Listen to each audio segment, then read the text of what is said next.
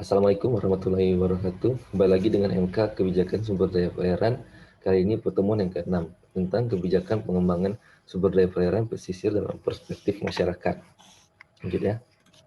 Nah, pertama, pembangunan kawasan pesisir dan pulau-pulau kecil yang dilakukan pemerintah Indonesia dilakukan dengan menggandeng sejumlah pihak. Dinilai pemicu terjadinya perampasan ruang hidup masyarakat pesisir. Nah, di situ maksudnya penentuan zonasi ruang laut itu penggunaannya membatasi masyarakat karena masyarakat ingin mengelola pesisir itu tanpa aturan yang baku dari pemerintah. Mereka ingin mengelola dengan caranya sendiri. Nah, berbagai proyek yang dilaksanakan di kawasan pesisir pulau kecil kemudian hari mendapat legalisasi melalui peraturan daerah tentang rencana zonasi wilayah pesisir. Nah, yang kegiatan yang ingin dilakukan pemerintah atau proyek-proyeknya itu setelah adanya aturan dari pemerintah mendapat izin secara resmi. Di situ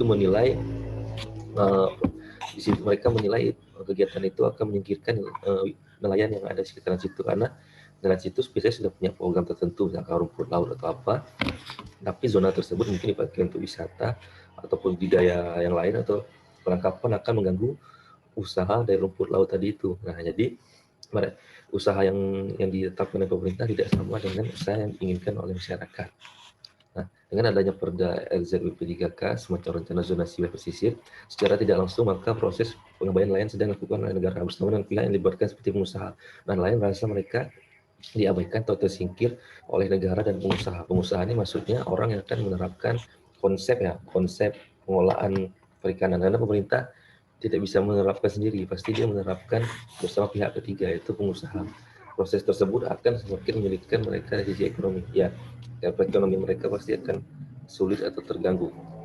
Nah, agar itu semua bisa berhenti, RZWP 3K-nya supaya bisa dicarikan solusi yang tepat. Jadi kan yang tempat-tempat atau wilayah yang zonasinya terjadi konflik atau tidak sesuai dengan masyarakat diminta untuk dievaluasi lagi agar dicarikan solusi yang terbaik.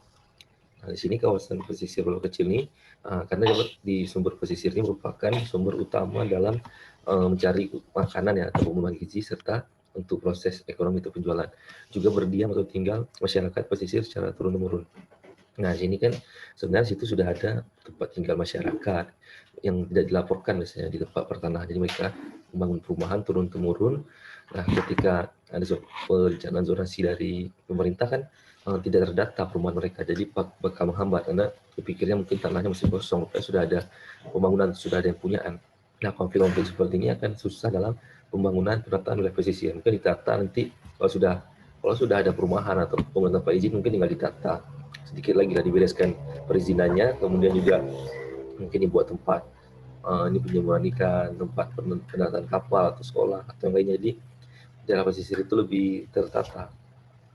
Nah, sini sebagian nelayan itu mereka terbiasa menggunakan kapal-kapal kecil. Kemudian juga 95% diketahui menggunakan kapal-kapal kecil. Nah, jadi mungkin di situ dibatasi daerah kapal kecil di mana, di kapal besar di mana. Sebenarnya mereka ingin menggunakan kapal kecil tapi pemanfaatannya di daerah lain, di daerah yang kalau di pertemuan sebelumnya itu ada daerah yang khusus kapal besar. Nah, sementara nelayan Indonesia ini ingin menggunakan kapal kecil tapi mencarinya bebas di mana aja. Itu bentar ya, macet.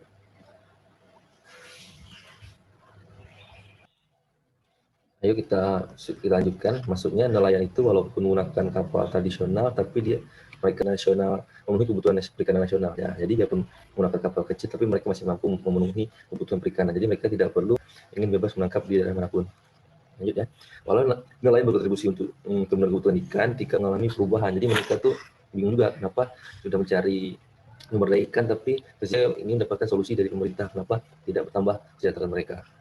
Nah, akibat tidak adanya peningkatan kesejahteraannya itu dan kemudian beralih ke profesi lain. Nah, jadi dengan tidak ada di sebagian tempat tidak ada peningkatan kesejahteraan, mereka beralih ini membuat jumlah nelayan skala kecil menurun. Nah, jadi kan mungkin di satu daerah pasokan ikannya turun karena nelayan sudah banyak mereka tidak menemukan regulasi yang tepat dalam pengolahan perikanan. Jadi mereka kehabisan stok ikan, tapi karena terlalu banyak hasil tangkapannya, jadi harganya turun. Nah, jadi mereka yang harga turun berkurang pendapatan dan berkurangnya jumlah nelayan tradisional. Salah satu faktor lain lah masuknya regulasi nasional turunkan ke daerah melalui daerah itu membuat wisata atau membuat kawasan industri. Jadi menghalangi nelayan yang sekali perikanan tidak boleh ada industri atau apa kan. Nah, itu dia. Nah, terusirnya nelayan tradisional itu dari akses sumber daya perikanan ke sumber daya lainnya serta atau reinterpretasi atas hukum atau peraturan kebijakan. Nah, mereka terusir itu karena penerapan rencana ada yang salah menginterpretasikan pengolahan yang dari pemerintah. Mungkin pemerintah ingin mengelola di sini reklamasi perikanan, usaha penangkapannya, tapi masyarakat biasanya ingin daerah sini. Nah, karena salah interpretasi tadi, pemerintah pikirnya untuk pengolahan, masyarakat juga pikir untuk penangkapan. Nah, di sini mengakibatkan terjadinya konflik karena kan yang seperti ini harus dimusyawarahkan pembangunan, mungkin faktor wisata atau industri. Jadi sama-sama menguntungkan tujuannya tadi. Dari interpretasi itu bisa juga salah menginterpretasi. Kemudian di negara lain juga ada beberapa kasus ya, kayak di Afrika Selatan itu ada yang tergusur, sedangkan di Chile itu nelayan tradisional itu tergusur oleh kawasan ini akan dijadikan lokasi budidaya. Kalau di Sri Lanka itu sektor pariwisata nelayan tradisional lah, karena dengan adanya pariwisata kan itu tidak ada susah untuk penangkapan dan kawasan untuk kapal wisata, dampak ekonomi yang besar bagi pemerintah melalui PAD-nya. Nah, kemudian lagi di Eropa itu nelayan tradisional kan lebih modern lagi, udah bikin kayak pabrik-pabrik energi atau pabrik apa di sekitaran pesisir yang menghalangi nelayan. Permasalahan yang terjadi di Indonesia, RZP3K dinilai sudah mengabaikan keberadaan dan kebutuhan pembangunan itu sudah membatasi atau mengabaikan keberadaan nelayan kecil dalam mencari ikan dan untuk kegiatan aktivitas apanya. Cek lagi. Lanjut ya. Nah, salah satu buktinya dalam dokumen RZWP3K dampak lokasi ruang dibahas kemudian ditetapkan sebagai regulasi, yaitu dia ada 4 zona yang akan diregulasikan ya. Kawasan pemanfaatan umum yang open access, pemanfaatan untuk konservasi, kawasan strategis nasional tertentu, dan alur laut tanpa lokasi khusus, alur laut tanpa lokasi khusus dengan skala kecil. Yuk kita lihat apa aja itu. Nah, RZP3K itu merupakan arahan pemanfaatan sumber daya pesisir dan pulau kecil menentukan dasar hukum. Nah, antaranya itu konflik tata ruang dengan rezim tata ruang. Nah, jadi situ ada konflik antara pemanfaatan tata ruang dan rezim tata ruang ataupun yang pengelolaan tata ruang tadi. Oke, konservasi itu untuk konservasi, pemanfaatan umum untuk kawasan umum, strategi nasional tertentu itu untuk pembangunan industri ya, minyak bumi atau tambang. Kalau alur laut itu untuk alur perairan yang tanpa ada nelayan kecil, karena itu untuk jalur ekspor atau jalur transportasi laut lah. Nah, saya pikir ada penjelasan yang tadi banyak ada. Nah, kemudian tidak adanya pengaturan tata ruang laut pada tingkat kabupaten kota. Nah, di situ kan pembangunan itu RZWP3-nya dari pemerintah, sementara yang dari kota itu agak jarang. Jadi kalau bisa ada pengelolaan zonasi itu yang dimulai dari kota, dari daerah itu sendiri, kabupaten atau kota lah. Jadi kan lebih tahu mereka bagaimana peruntukan zonasinya tepat. Kemudian partisipasi yang minim dari masyarakat atau apa, masyarakat tuh ini partisipasi dalam penentuan kawasan zonasi. Hanya terjadi proses konsultasi di ibu kota ya. Itu tadi kan proses konsultasi atau zonasi itu hanya terjadi di ibu kota. Mungkin kan harus juga dia pengelolaannya itu di kawasan pesisir itu ataupun di masyarakatnya langsung lah biar bisa dilihat ya. Lanjut. Nah, selanjutnya ditemukan tidak adanya alokasi khusus untuk perikanan lain tradisional skala kecil. Nah, di situ kan tidak ada, belum ada mungkin itu area yang khusus untuk memberikan kebebasan ataupun hak kawasan masyarakat pesisir untuk mengelola kawasan tersebut. Yang area tempat mencari ikan mereka sehari-hari. Jadi dianggap kita pemerintah mungkin buta dalam pemanfaatan existing. Nah, jadi kan pemerintah atau masyarakat dianggap belum mengetahui pemanfaatan yang terkini di daerah tersebut, sehingga rentan menimbulkan konflik antara masyarakat dan pemerintah. Nah, penemuan hasil riset tersebut maksudnya tuh survei-survei bahwasanya terjadi ketidakcocokan antara rencana zonasi pemerintah dan masyarakat masih menyisakan masalah yang belum terselesaikan. Jadi ingin segera diselesaikan dalam pengelolaan kawasan pesisir itu. Dan justru pada akhirnya muncul masalah baru. Itu maksudnya, nah ketika ingin memecahkan masalah itu, mereka kan menerapkan beberapa solusi untuk pengelolaan wilayah pesisir. Pengelolaannya itu malah justru menimbulkan misalkan keramba.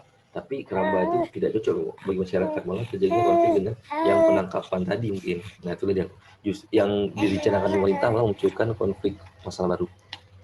Kemudian sini konflik-konflik yang sering terjadi itu di Jakarta, Sulawesi Utara, Sulawesi Selatan, Kalimantan Utara. Konflik yang berbagai pihak seperti instansi pemerintah, ataupun dengan perusahaan atau pihak ketiga yang pembangunan zonasi. Ada juga beberapa konflik itu misalnya nelayan dengan nelayan, misalkan konflik nelayan tradisional dengan nelayan jaring batu suatu daerah. Nah, ini juga LSM yang mengkritik ya penerbitan Perda RZBP 3K dinilai hanya membatasi ruang hidup masyarakat pesisir. Nah, jadi dia dinilai akan merugikan masyarakat pesisir yang sebagian hidupnya menggantungkan pada sumber daya alam laut. Nah, masyarakat itu kan menggantungkan hidupnya di sumber daya alam laut, tapi dengan adanya pembatasan zona. Nah, desakan pemerintah dalam menerbitkan RZBP 3K di semua provinsi menjadi desakan yang keliru. Mereka menganggap penerapan RZBP 3K di setiap semua daerah itu keliru. Itu akan memasung kebebasan masyarakat nelayan pesisir. Jadi mereka tidak semua setuju lah dengan kegiatan ini. Nah, sebagai negara bahari, Indonesia diberikan kelimpahan ditunjang dengan perikanan tangkap yang juga tidak kalah besarnya. Nah, karena banyak sekali potensi perikanan itu, mereka beranggapan potensi itu tidak habis, jadi tidak perlu masyarakat menganggap ya potensi itu biar aja dikelola seperti biasa, nanti juga ikannya keterregenerasi sendiri. Tapi sebenarnya perikanan dia bisa berkurang stoknya atau apa kalau tidak ada analisis MSY. Nah, jadi perlu dianalisis stok ikannya kita sudah berkurang, makanya diperlukan zonasi tadi berdasarkan analisis. Nah, di sini semua potensi itu bisa ditemukan di kawasan pesisir dengan yang memiliki ada hutan bakau, ada hutan tropis, pulau-pulau kecil, terumbu karang, rumput laut. Nah, itu dia harus dikelola dan secara zonasi. Kalau dikelola secara biasa juga, tapi cuman takutnya tidak terkontrol menggunakan alat tidak ramah lingkungan atau apa kan. Jadi sumber daya bisa. Nah, mengingat banyak manfaat yang dapat masyarakat, seharusnya hal positif tersebut tetap bisa dinikmati setelah perda. Nah, dengan ada zonasi, harusnya kan dengan manfaat-manfaat tersebut bisa dimanfaatkan, bisa dinikmati meski perda RZBP 3K belum disahkan. Nah, masyarakat menganggap dengan tidaknya sebelum adanya perda itu juga mereka bisa memanfaatkannya lagi. Nah, sehingga terjadi tidak kecocokan karena masyarakat menganggap tanpa adanya perda, pemerintah ingin mengoptimalkan pemanfaatan sumber daya dengan adanya RZBP 3K. Nah, sehingga terjadi ketidakcocokan tadi. Nah, potensi kelautan kita kan banyak sekali nih. Masyarakat pesisir harusnya menjadi aktor utama dalam pembangunan yang dia harapkan oleh pemerintah menjadi aktor utama dalam pengelolaannya, tapi ya tidak bebas juga harus menggunakan rencana zonasi atau peruntukannya. Nah, ironisnya sampai saat ini menurut LSM itu hidupnya di laut. Nah, jadi LSM itu beranggap bahwa masyarakat sudah sering di laut, tapi kesejahteraannya belum meningkat. Nah, itu perlu dikaji lagi kan. Nah, masyarakat mendesak kepada pemerintah pusat untuk segera menghentikan pembahasan RZBP 3K, menjamin kehidupan masyarakat. Dihentikanlah perda tentang RZBP 3K atau pengelolaan pesisir itu. Mereka ingin dijamin kehidupannya agar sejahtera, mungkin dijamin kebebasan pengelolaan atau kebebasan dilindungi lah biar harga tidak jatuh. Kemudian sebagaimana diamanatkan oleh Mahkamah Konstitusi tentang pasal sekian tentang pengelolaan wilayah pesisir pulau-pulau kecil. Nah, mereka ingin sesuai amanah di Mahkamah Konstitusi itu bahwasanya masyarakat diberi kebebasan dalam pengelolaan sumber daya perairan itu. Nah, jadi mereka ingin dijamin kesejahteraannya. Oke, sekian dulu pertemuan kali ini. Sampai berjumpa lagi di pertemuan berikutnya. Salam.